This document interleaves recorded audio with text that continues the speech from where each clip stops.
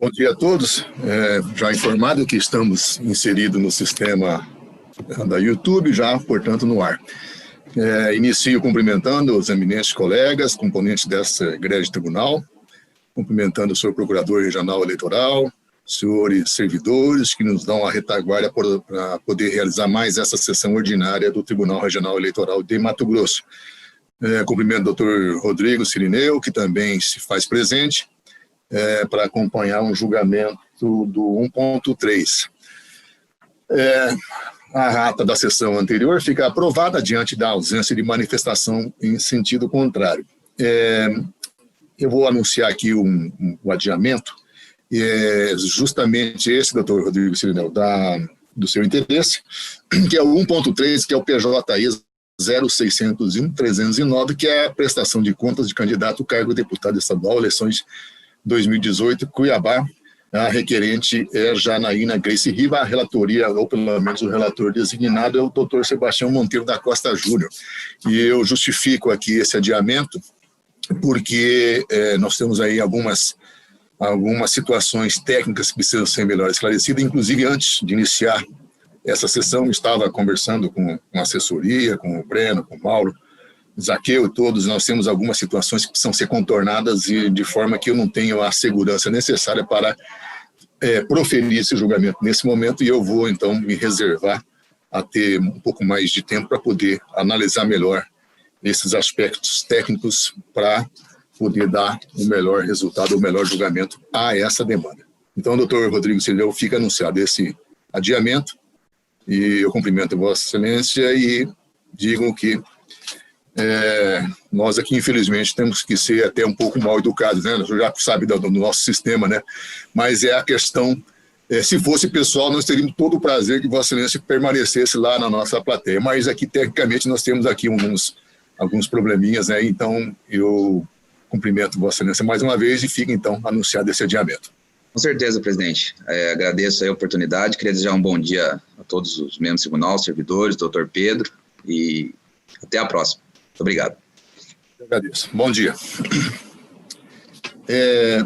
Doutor Bruno, Vossa Excelência é relator do 1.1. Eu gostaria, só se fosse possível, me parece que nós temos uma sustentação oral hoje. O Breno, o Mauro, se puder me socorrer aqui. Eu estou sem essas informações. Desembargadora, a participação do advogado era nesse processo, doutor Cirineu. Nesse processo, tá. Então não temos nenhuma, posso seguir a pauta normalmente, né? Sim, senhor.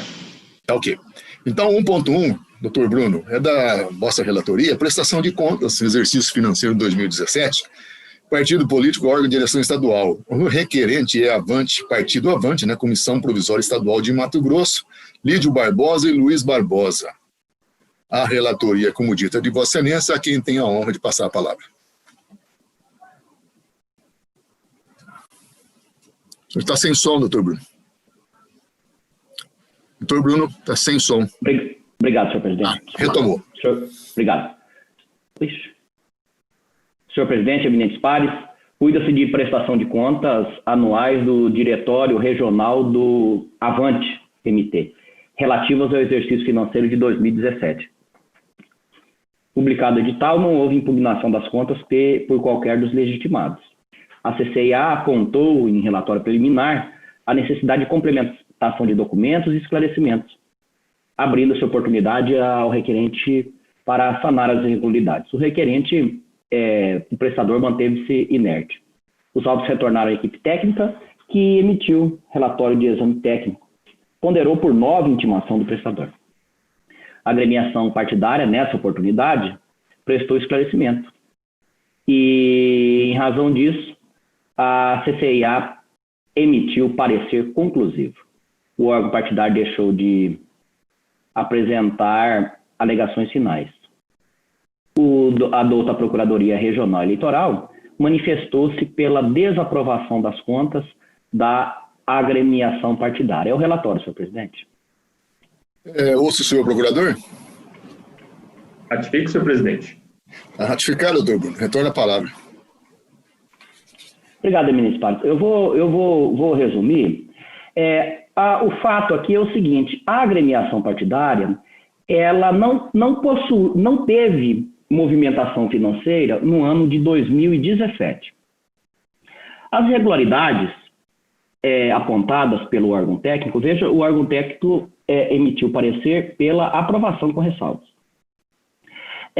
As irregularidades, as inconsistências consistiam em ausência de movimentação financeira, omissão na remessa, não teve movimentação financeira no exercício de 2007, a agremiação partidária. Então, as inconsistências foram omissão na remessa à Receita Federal do Brasil da escrituração contábil digital.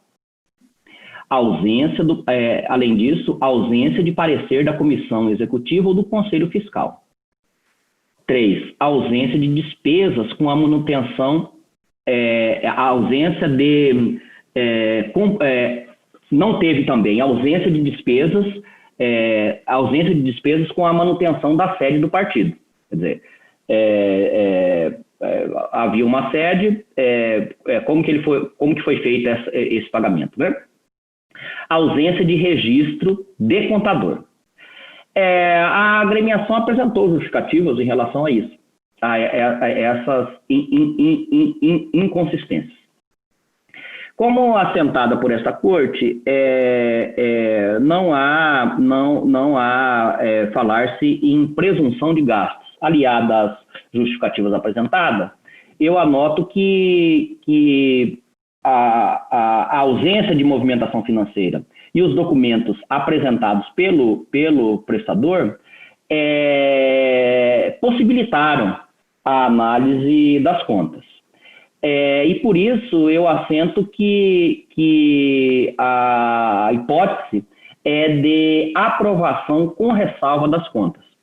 Existem falhas, mas essas falhas são meramente formais, que não comprometeram a análise das contas. Registre-se que o partido demonstrou que não teve movimentação financeira no exercício de 2017,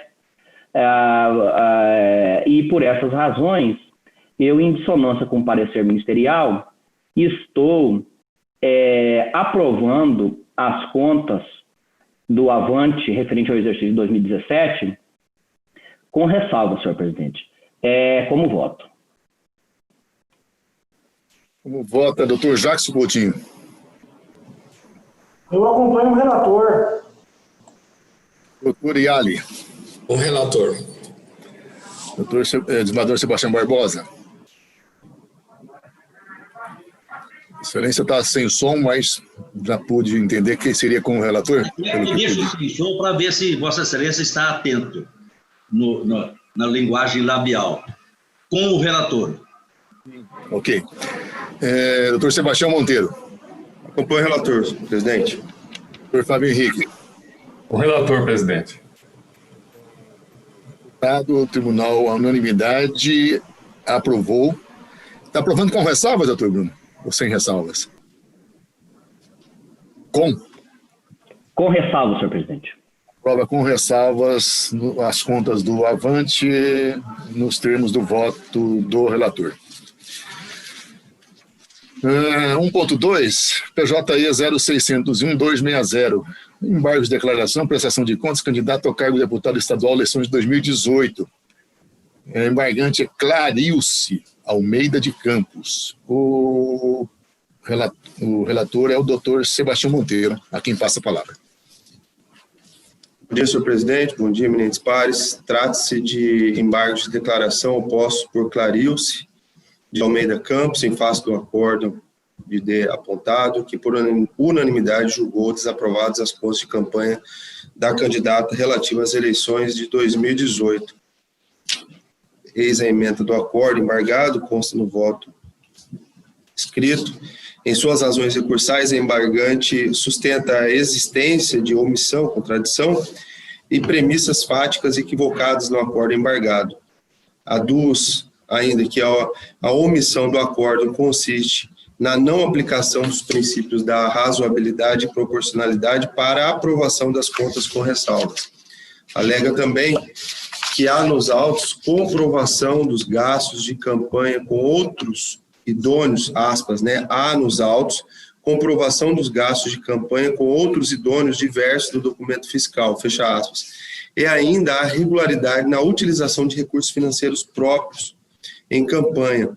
Sustenta que o acordo considerou algumas premissas fáticas equivocadas, de modo a viabilizar a oposição dos embargos. A recorrente, por fim, requer que sejam acolhidos os presentes aclaratórios a fim de sanar a omissão e as premissas fáticas equivocadas e, se for o caso, emprestar efeitos infringentes para reformar o acórdão e aprovar as contas com ressalvas. Instada a se manifestar, a douta Procuradoria Regional Eleitoral opinou pela rejeição dos aclaratórios. É o relatório, senhor presidente. Ouço o senhor procurador. Ratificado, senhor presidente. Ratificado. Retorna a palavra, doutor Sebastião. Segundo o embargante, o acórdão recorrido é omisso por não aplicar os princípios da razoabilidade e proporcionalidade para aprovação das suas contas com ressalvas, sob a alegação de que há nos autos outros documentos idôneos, diversos do documento fiscal, que comprovam os gastos de campanha, sem, contudo, citá-los. Além disso, afirma genericamente a recorrente que utilizou recursos financeiros próprios em campanha para justificar a sua capacidade financeira, circunstância que também não se qualifica como vícios de omissão ou contradição.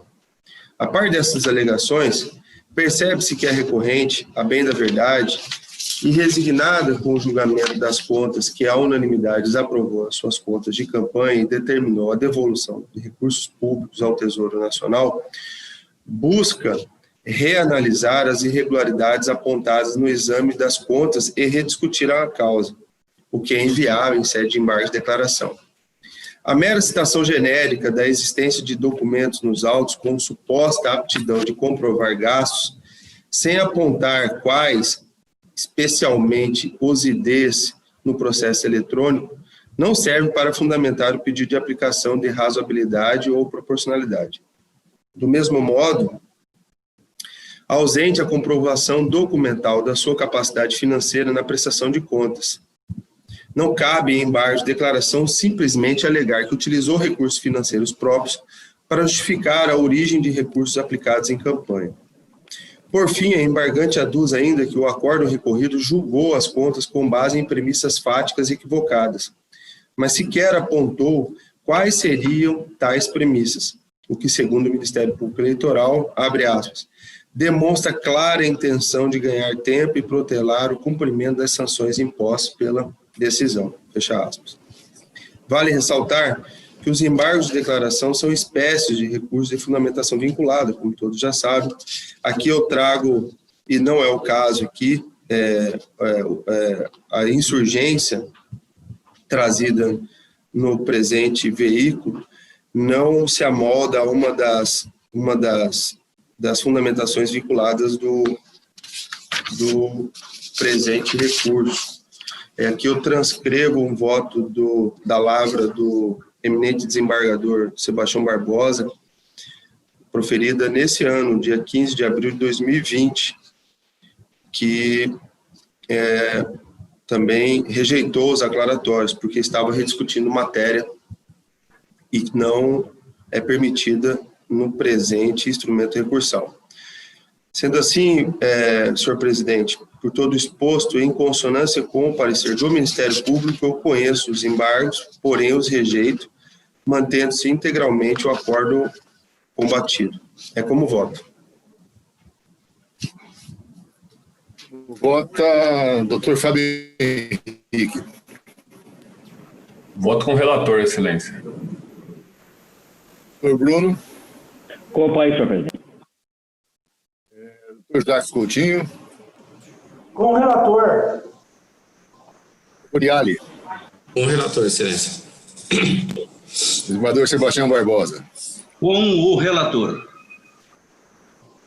O tribunal, por unanimidade, rejeitou os embargos nos termos do voto do relator e em consonância com o parecer ministerial. Doutor Bruno, o 1.4 é da relatoria de Vossa Excelência. É uma consulta PJE 06000203. Consulta conduta vedada à elegibilidade desincompatibilização eleições de 2020. Consulente Misael Oliveira Galvão. Relatoria, como dita de Vossa Excelência, a quem passa a palavra. Obrigado, senhor presidente, mais uma vez. Eminentes pares, trata-se de consulta eleitoral formulada pelo presidente do PTB do município de Cuiabá, Misael Oliveira Galvão, nos seguintes termos. 1. Sendo o prazo de desfiliação partidária, que se dará no ano de 4 de abril, sendo o prazo de desfiliação partidária, que se dará esse ano em 4 de abril, como o pré-candidato procederá para realizar o cadastramento biométrico, regularização do título cancelado e a transferência do título eleitoral. Pergunta como que o candidato fará essa regularização do título e a transferência do título em 4 de abril. 2. Qual é o prazo determinado pela Justiça Eleitoral para o pré-candidato se afastar ou se desincompatibilizar de um cargo ou função?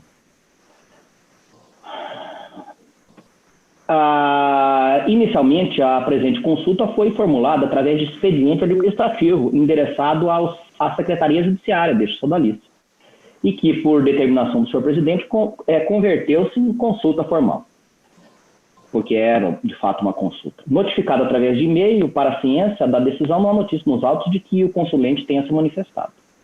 No ID tal, foi certificado pela Secretaria que não há advogado constituído nos autos pelo consulente.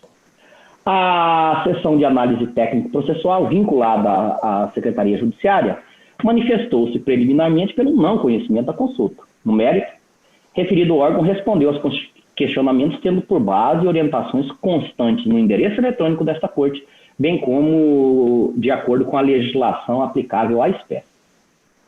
A douta PRE opina pelo não conhecimento da consulta, por entender que não existe dúvida razoável e genuína em face de lacuna ou obscuridade legislativa, bem como restaria caracterizada hipótese de consulta jurídica e caso concreto.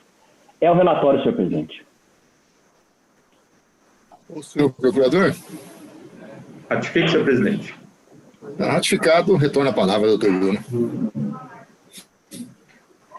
Obrigado, senhor presidente. Inicialmente, nós temos aqui um defeito de representação, como eu bem assentei, porque a consulta não foi feita não foi feita por advogado. Há uma certa discussão e divergência se a consulta tem natureza jurisdicional, se não tem. O fato é que, mesmo que se entenda que ela tenha natureza jurisdicional, ela não é um procedimento contencioso. Eu cito aqui um precedente do Egrégio Tribunal Superior Eleitoral, em que havia defeito na representação, mas que,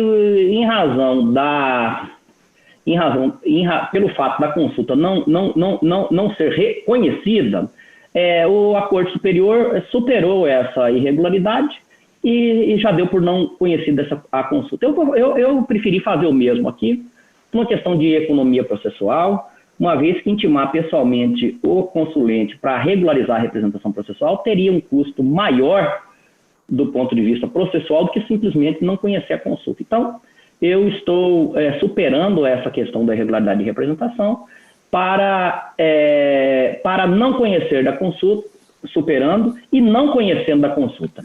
E eu assento aos eminentes pares que eu não estou conhecendo, porque em relação ao item 1, não me parece eu não estou conhecendo, não me parece aqui que a hipótese seja de caso concreto. E bem observou a douta Procuradoria que não seria bem essa hipótese de caso concreto. Por que não seria hipótese de caso concreto? Porque nós não vemos aqui menção a pessoas determinadas, a situação, a locais determinados, a tempo determinado. Ele pergunta como fazer a desincompatibilização, né? A partir de 4 de... Desculpe. Como fazer a regularização do título cancelado a partir de 4 de abril, uma pergunta genérica, e qual seria o prazo de desincompatibilização. Então, em princípio, se tratam de questionamentos genéricos. Eu não estou conhecendo, porque além do questionamento ser genérico, como bem assentou a douta Procuradoria, nós temos que ter uma dúvida razoável sobre a aplicação da norma. É para isso que existe, é para isso que a Justiça Eleitoral se presta a responder consulta. Se não há uma dúvida razoável, não há nem interesse na formulação de consulta. E em relação aqui ao caso concreto, no que tange ao item 1, como se fará a regularização do título cancelado, é uma informação que é pública, né? Houve a suspensão dos atendimentos presenciais, mas nós temos o atendimento virtual, ele está funcionando, de modo que não há interesse em se responder essa consulta, não há nenhuma dúvida razoável em relação a isso.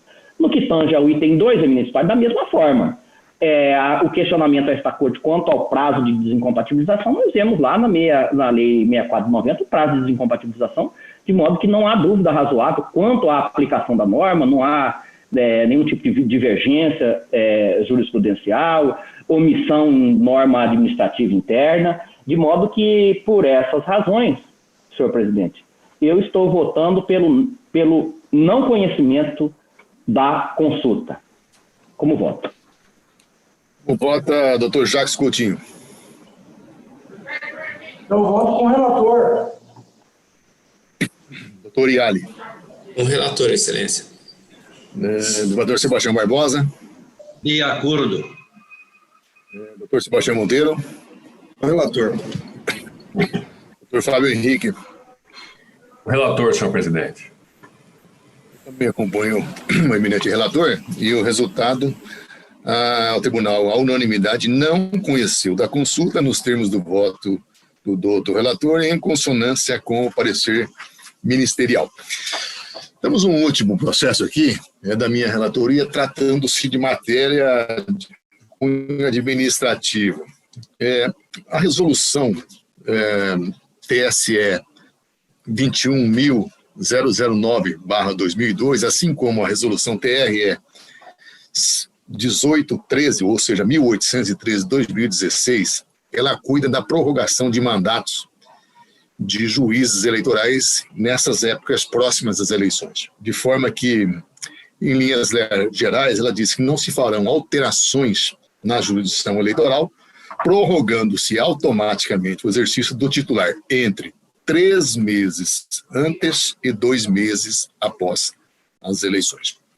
Partindo dessa determinação inserida nas resoluções, nós temos alguns casos concretos aqui no estado de Mato Grosso, notadamente do juízo da 43ª Zona Eleitoral, município de Sorriso, que é o doutor Anderson Candioto, que tem seu fim de biênio estipulado agora para 16 de julho de 2020. Temos também, na 18ª Zona Eleitoral de Mirassol do Oeste, a doutora Henriqueta Fernandes Chaves, também vencendo o seu mandato agora dia 6 de agosto de 2020.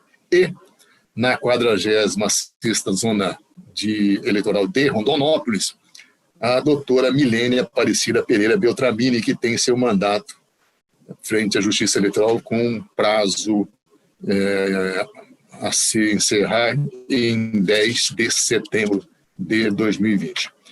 Então, eu estou, na perspectiva dessas resoluções, propondo aqui a prorrogação de mandato, na verdade, partindo dessas datas que nós temos hoje estabelecidas, né? Que seriam em outubro.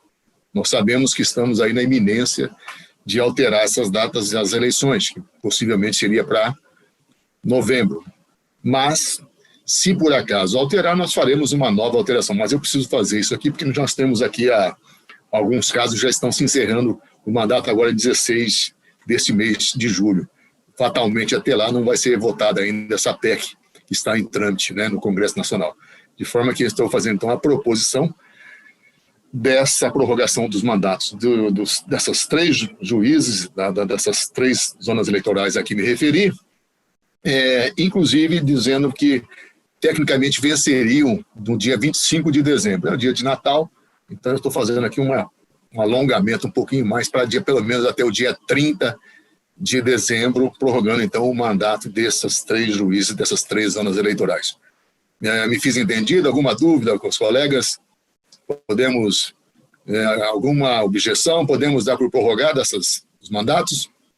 Todas as zonas são do interior? São do interior, né? Sorriso, Mirassol do Oeste e Rondonópolis. Podemos, então, considerar prorrogado, não é isso? De acordo. Todos de acordo, né? Então, o tribunal, a unanimidade, prorrogou, né, prorroga até 31 de dezembro de 2020 os biênios dos excelentíssimos senhores Dr. Anderson Candiotto, juiz da 43ª Zona Eleitoral, em Sorriso, Henriqueta Fernanda Chaves Alencar Ferreira Lima, juíza da 18ª Zona Eleitoral, sediada em Mirassol do Oeste, e da doutora Milênia Aparecida Pereira Beltramini, juíza da 46ª Zona Eleitoral, sediada em Rondonópolis, nos termos do voto deste relator. É o que há para esta oportunidade. Agradecendo a presença de todos. Pois não. Quem chamou? Bruno. Bruno. O senhor me concede a palavra um minutinho? Pois não, Bruno. Claro. Eu claro. até esqueci de solicitar a Vossa Excelência antes de iniciar a sessão. Senhor presidente, eu gostaria de agradecer ao Dr. Jackson Coutinho, o Dr. Jackson, informar os eminentes pares. O Dr. Jackson vai compor a escola na condição de consultor consultivo, vai ser uma honra tê-lo conosco lá. Inclusive, ele já vinha atuando na escola, porque ele tem uma proximidade com a escola eleitoral da advocacia, né, doutor Jacques? E nacional. Então, eu gostaria de comunicar aos eminentes pares que ele atendeu ao convite e teremos ele lá com muita honra, vai ajudar todos nós, com certeza, nesse período da escola. Eu gostaria também, senhor presidente, de ressaltar que nós tivemos um curso muito, muito bom na quarta, que vai finalizar na sexta, que é propaganda eleitoral propaganda eleitoral e pesquisas eleitorais. Nós iniciamos em propaganda e ainda vamos finalizar em propaganda e iniciar as pesquisas na sexta-feira. Quem está ministrando o curso é o Frederico Alvim, que é um servidor aqui do nosso TRE de Mato Grosso, que hoje está no Tribunal Superior Eleitoral, assessorando o ministro Edson Fachin. Esse curso é para os juízes, promotores e também para o público interno. Ressaltar que é muito bom esse curso, um curso prático. No mais das vezes, nós estamos acostumados a ver cursos que são mais cursos para graduação acadêmica, né? Aqueles cursos que não acrescentam muito para quem já tem alguma estradinha, né? Mas não é o caso. A escola sempre teve essa preocupação de trazer realmente cursos que são práticos e que acrescentam para os juízes, promotores e servidores, até porque todos que estão nessa área têm, normalmente servidores, têm uma larga experiência prática e o compromisso, então, de quem é convidado a palestrar para eles deve ser maior, né? Então, quem não registrar os eminentes pares e aos colegas juízes, aos servidores, que aqueles que não participaram na quarta, pode participar na sexta-feira, não tem problema nenhum, é só pedir o link lá na escola, que pode entrar, não vai ter direito ao certificado, porque não participou na quarta. Realmente vale a pena o curso. E ressaltar também, senhor presidente, já finalizando, que no dia 10 de julho, as inscrições estarão abertas a partir de segunda-feira, nós teremos outro curso, que é o curso lá, Registro de Candidaturas às Eleições 2020, com a Roberta Maria Gresto. Era isso que eu queria partilhar aos eminentes pares. Eu agradeço a palavra concedida por Vossa Excelência. Senhor presidente. Não, doutor Jackson. Na verdade, eu queria agradecer muito aos eminentes pares, principalmente ao Dr. Bruno e ao senhor presidente, pela confiança e me convidar para participar da Escola Judicial Eleitoral. Particularmente, eu já vinha participando da escola, porque na gestão passada haviam aulas, principalmente na diretoria do Dr. Peleja, aulas que a gente dava para escolas, para faculdades. Para o sétimo ano, oitavo semestre, sétimo, oitavo e nono semestre, da Federal, da Unic, da Univale. Por quê? Porque houve uma alteração no MEC que o direito eleitoral passou a ser matéria facultativa. E muitas dessas faculdades não têm na grade curricular o direito eleitoral. Então, era uma forma de aproximar os alunos acadêmicos de direito do direito eleitoral. E eu falei até com o Dr. Bruno que acredito E que isso tenha dado um certo resultado, porque muitos acadêmicos hoje, que eram alunos antigamente, principalmente da EGE, se tornaram advogados eleitorais, para que a gente dê continuidade com a participação dos membros desse tribunal pleno para dar aula. Tá? Então, eu agradeço mais uma vez a confiança, doutor Bruno, e pode contar comigo, que a gente vou dar o máximo possível para a gente continuar a manter a Escola Judicial Eleitoral no top 1 da Justiça Eleitoral. Doutor Jackson, eu que agradeço a sua pronta atuação ao convite, a recepção ao convite feito pelo colega doutor Bruno, e eu digo que eu fico muito satisfeito de ver à frente da nossa Escola Judiciária Eleitoral dois grandes nomes, dois grandes juristas, pessoas simples no trato, na acessibilidade, mas que têm um cabedal de conhecimento e, acima de tudo, têm uma vontade enorme de produzir, de fazer, de divulgar, que é a essência da nossa Escola da Judiciária Eleitoral, de trazer o conhecimento e de disseminar, quer dizer, de democratizar esse conhecimento. Então, eu fico muito satisfeito de ver dois jovens ainda, juristas, com tanto cabedal, com tanto conhecimento e com essa vontade, com essa garra para poder fazer o melhor para a nossa escola. Certamente, nós teremos aí à frente da escola uma gestão muito profícua e da parte da nossa presidência, eu falo também certamente pelo colega desembargador Sebastião, por parte da Corregedoria Regional Eleitoral, terá todo o nosso apoio.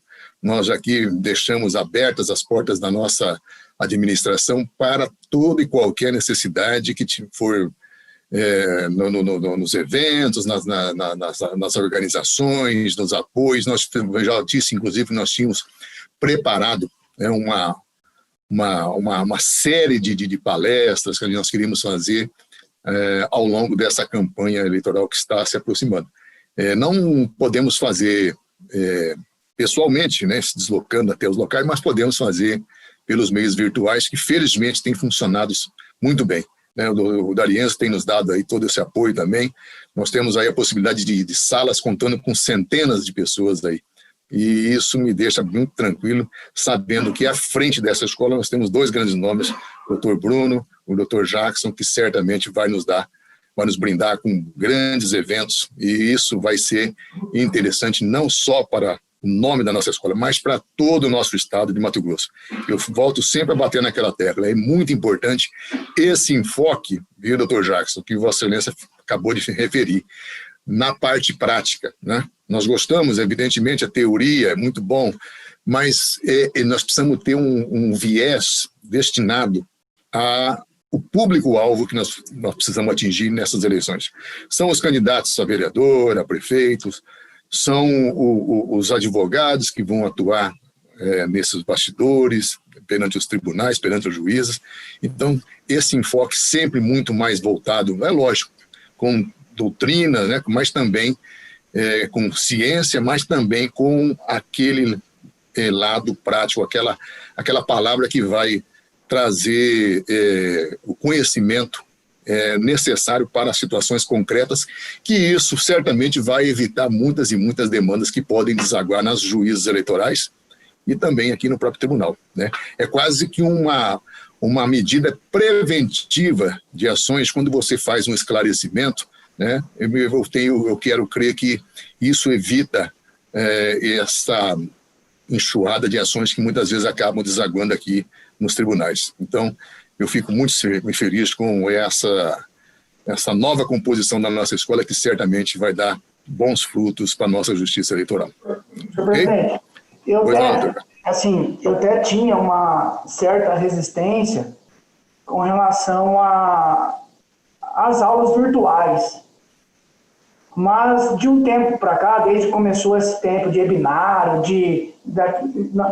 desde que entrou a pandemia e começou essa época de webinário, pessoas divulgando lives na internet, eu comecei, principalmente, depois de uns 15 dias para cá, assistir algumas interessantíssimas. Uma que o doutor Bruno citou aí do Federico Alvim, que nós estamos fazendo, através da internet.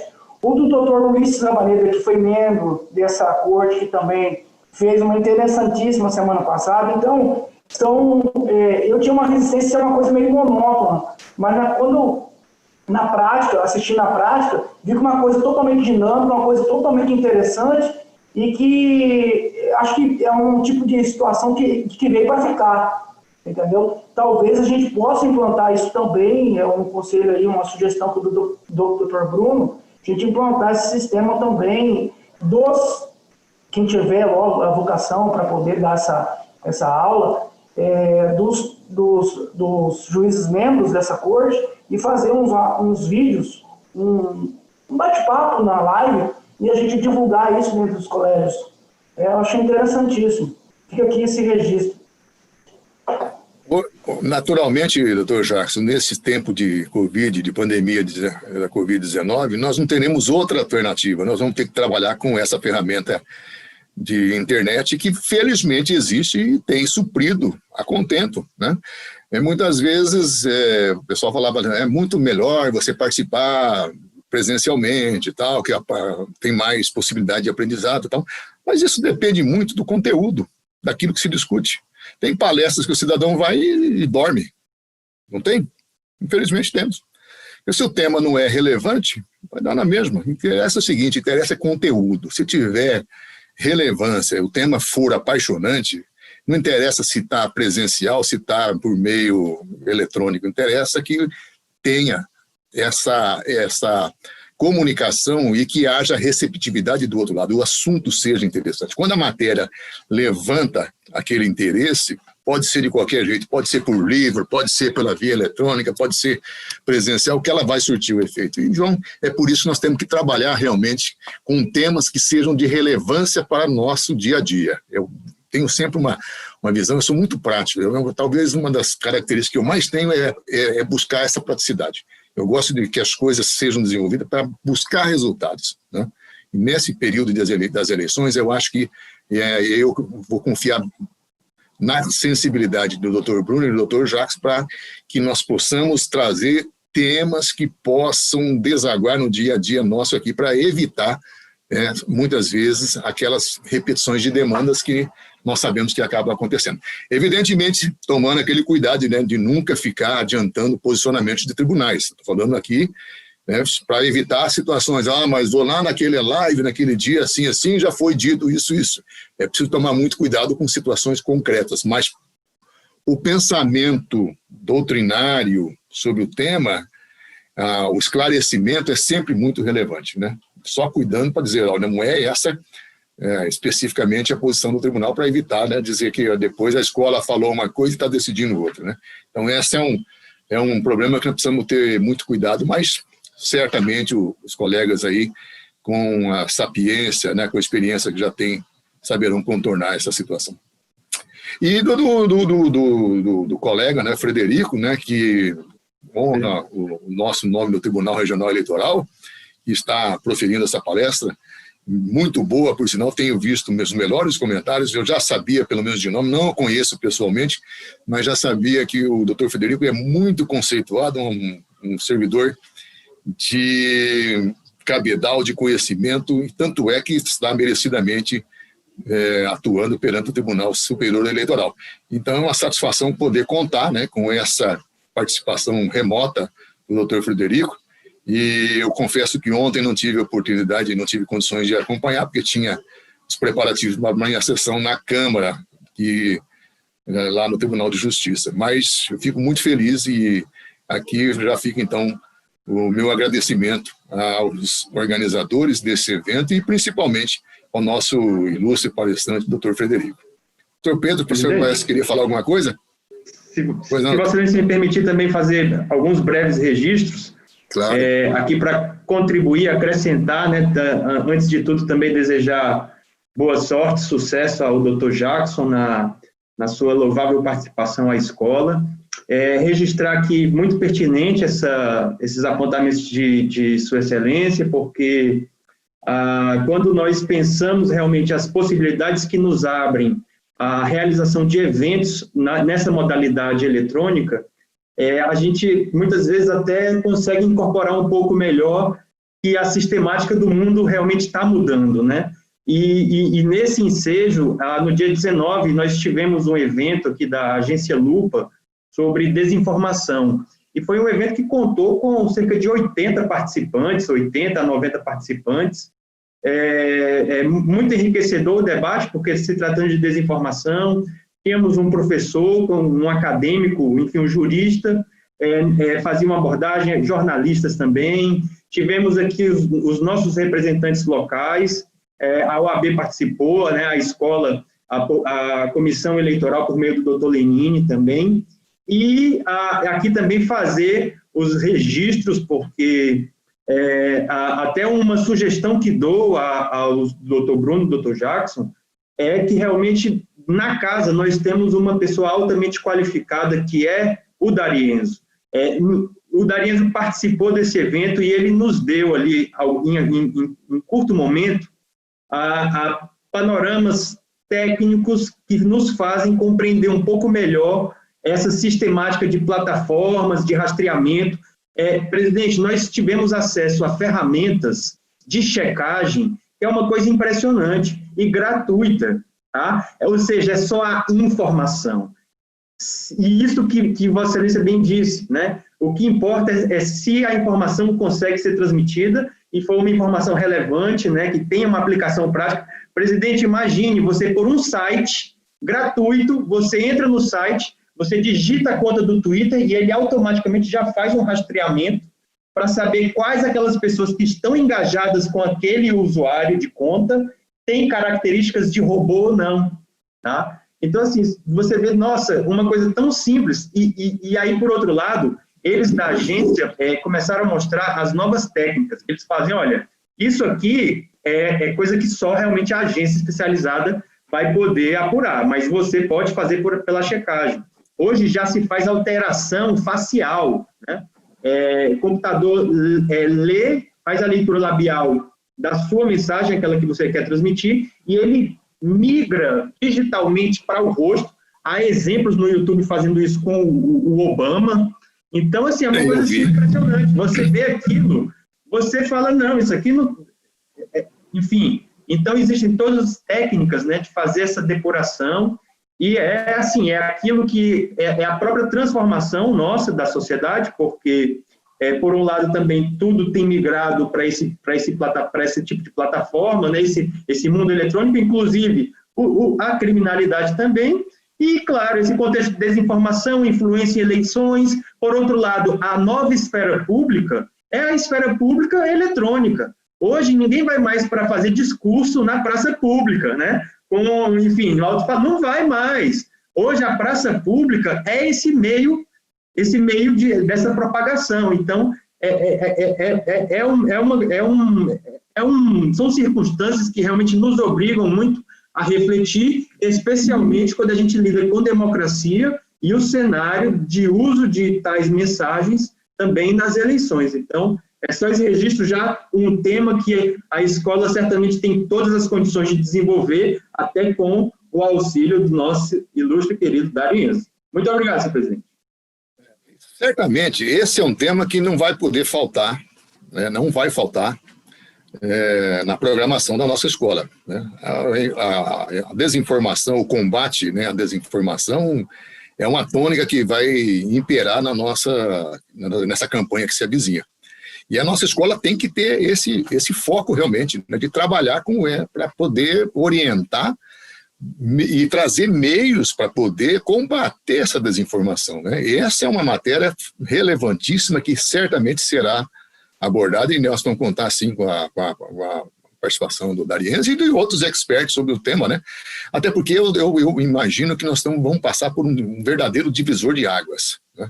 As eleições que se realizavam num sistema até as eleições anteriores, hoje, certamente, ela vai se dar no ambiente virtual. Até porque eventuais aglomerações, eventual candidato que fizer uma aglomeração, ele pode correr um risco de ter o chamado tiro pela culatra. Se ele fizer uma aglomeração, certamente aquilo vai vir como efeito negativo.